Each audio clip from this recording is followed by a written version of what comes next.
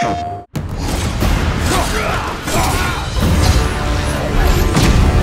a combat perspective, I always, and I still feel like the meat and potatoes of any God of War game is combat.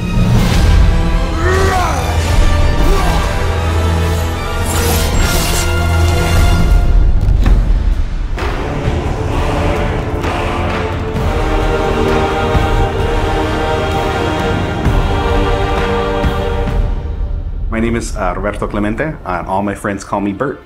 I'm a senior combat animator here at Sony Santa Monica. My name is Kim Nguyen, and I'm a gameplay animator. Hi, I'm Sabra, and I'm a senior VFX artist on God of War Ragnarök. My name is Grace Pan, and I'm a gameplay animator in God of War Ragnarök. Hi, I'm Stephen O'Hara, GBA, combat designer on God of War. And I create interesting and memorable creatures that players like to attack and defend against. As an animator, you gave life to characters. You make them move, you give them personalities, you give them weight.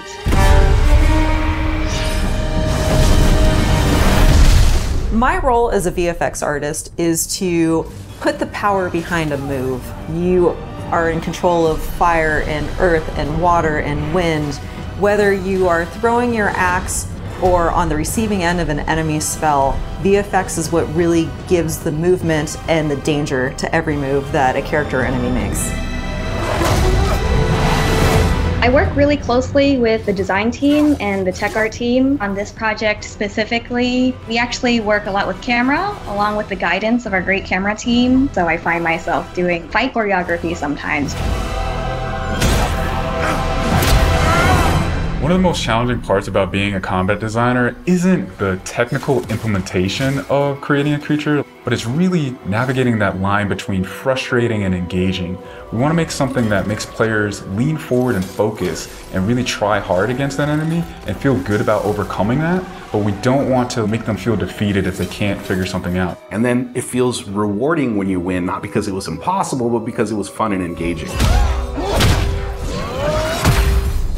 After the last game, we've heard the community cry out for more mini-bosses, bigger creatures, and enemy variety, and this time we really leaned into that. So in God of War Ragnarök, you're going to be traveling to all 9 realms, and each realm is going to have like its own theme of enemies that are very unique to that space. For example, in Alfheim, we're familiar with the Dark Elves, but this time around we're going to be fighting Light Elves, such as the Light Elf Warrior.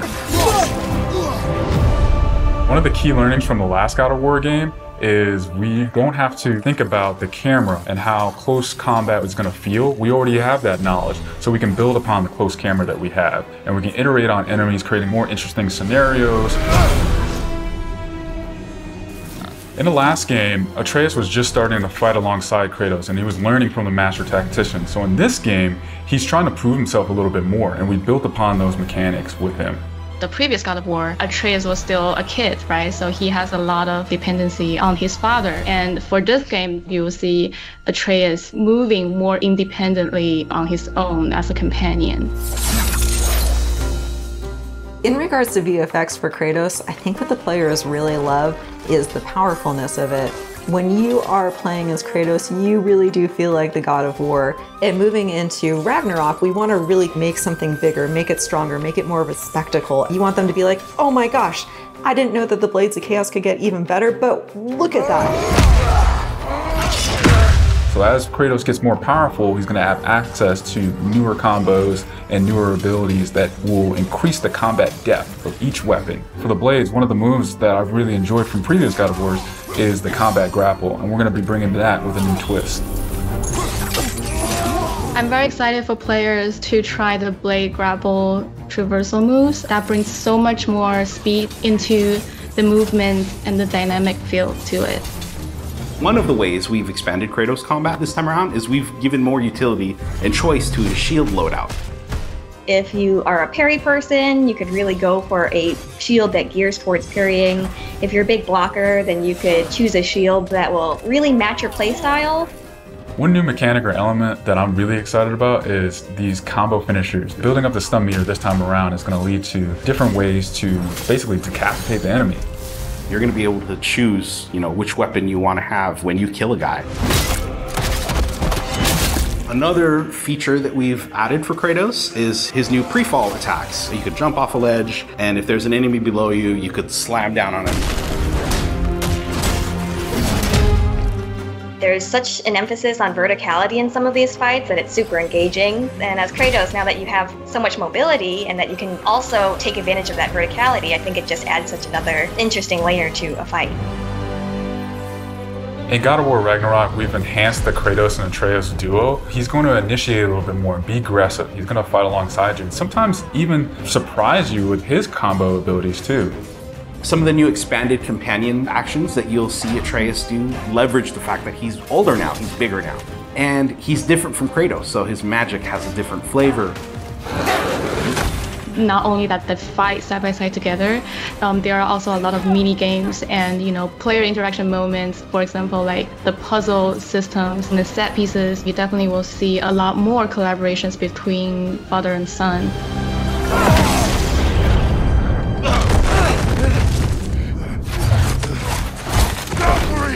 Odin must have sent them! There's so much that goes into building a big set piece.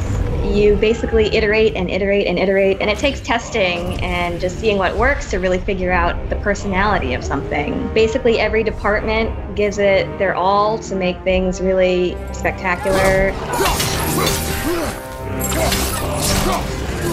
There were a lot of different times that I would look back at God of War games just through the ages. Before 2018, there were so many amazing, huge boss fights and set pieces that it was a huge inspiration for me on my time on this project. For the old father! Our design philosophy for creating new and memorable enemies is basically making them a combat puzzle, similar to like chess, and focusing on the chess pieces. Each piece has its own theme and its own use. You need to be able to see what's happening in an instant and be able to react as the player. There's a couple of different ways that we go into making an attack very readable for the player. Sometimes we add a signature audio cue, or we'll add the different rings, such as what we did in the last game, that lets you know that this attack is unblockable, you need to dodge it. There's so many different ways that VFX really helps not just show what an enemy is about to do, but show who the enemy really is.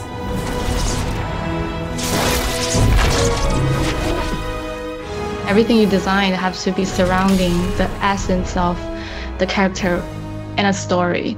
It's what makes it believable and memorable in the first place. I think what I'm most excited about is for players to experience the diversity of enemies that this game has to offer. You will be fighting everything from small little creatures to things that will take up the entire screen. All of their designs run the gamut. I think each one looks so much different from the next one, and each of them have their own play styles and their own little fantasies that go into it. And so I think if you are really into Norse mythology, you'll be very interested to see how Sony Santa Monica has taken some of these creatures and interpreted them for God of War.